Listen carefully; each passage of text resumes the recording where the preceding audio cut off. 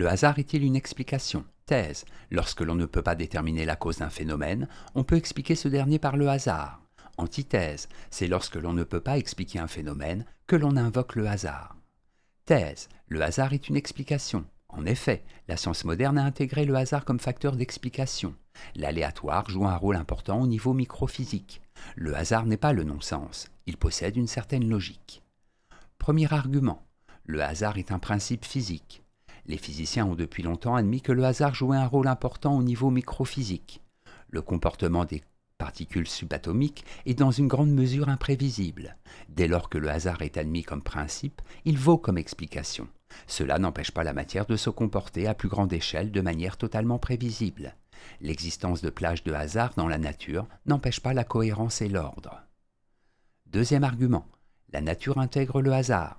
Jacques Monod, dans Le hasard et la nécessité, montre que si les êtres vivants obéissent en partie à un programme biologique, le développement de la vie est aussi soumis au hasard. On ne peut jamais savoir à l'avance comment sera l'enfant né de la rencontre de deux patrimoines génétiques. La biologie doit compter sur ce mélange de hasard et de nécessité. Troisième argument, le pur hasard est rare. Il est rare que l'on observe du hasard à l'état pur. Beaucoup de phénomènes aléatoires peuvent être approximativement prévus. Ainsi, dans une rencontre sportive entre deux adversaires de force équivalente, on peut faire des projections à partir des rencontres disputées antérieurement, ou à leurs résultats récents. En bref, on peut intégrer une certaine part de hasard dans l'explication rationnelle de la nature. Il est rare qu'un phénomène soit dû au pur hasard. Antithèse. Le hasard n'est pas une explication. En effet, rien dans la nature ne se fait par hasard. Nous ne parlons de hasard que lorsque nous ne pouvons pas rendre compte rationnellement de la cause d'un phénomène.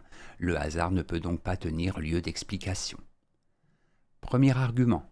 La nature ne fait rien en vain. Pour Aristote, la nature ne fait rien en vain. Tout phénomène doit avoir une finalité, se produire pour une raison précise, en vue d'un but, qu'Aristote nomme cause finale. Tout s'organise donc dans la nature selon une cohérence. Le hasard n'est qu'une cause accidentelle, d'effet accessoire, revêtant l'apparence de la finalité. Le hasard ne peut pas être une véritable cause des phénomènes. Deuxième argument, Dieu ne joue pas au dé. Après Aristote, de nombreux philosophes et scientifiques ont pensé que tout pouvait être expliqué rationnellement dans l'univers, qu'il n'y avait pas de place pour le hasard. Ainsi Hegel estime-t-il que tout le réel est rationnel. De même Einstein, avec sa célèbre formule « Dieu ne joue pas au dé », refuse-t-il tout indéterminisme dans les sciences. Troisième argument, le hasard c'est l'absence de cause.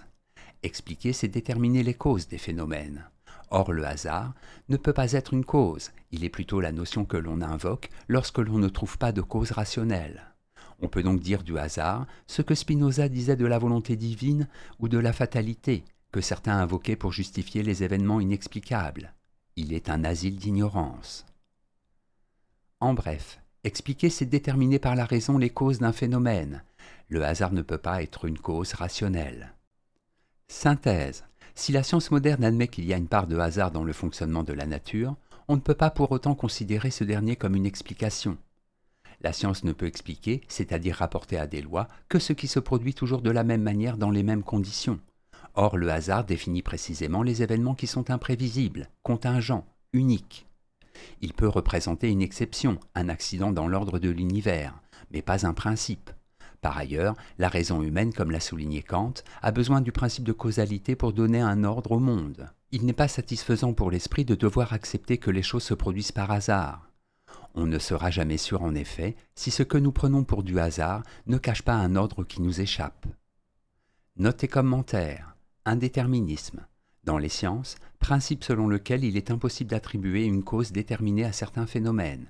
Subatomique, se dit des particules plus petites que l'atome. Citation. Ce que nous appelons le hasard, c'est peut-être la logique de Dieu. Georges Bernanos, Dialogue des Carmélites.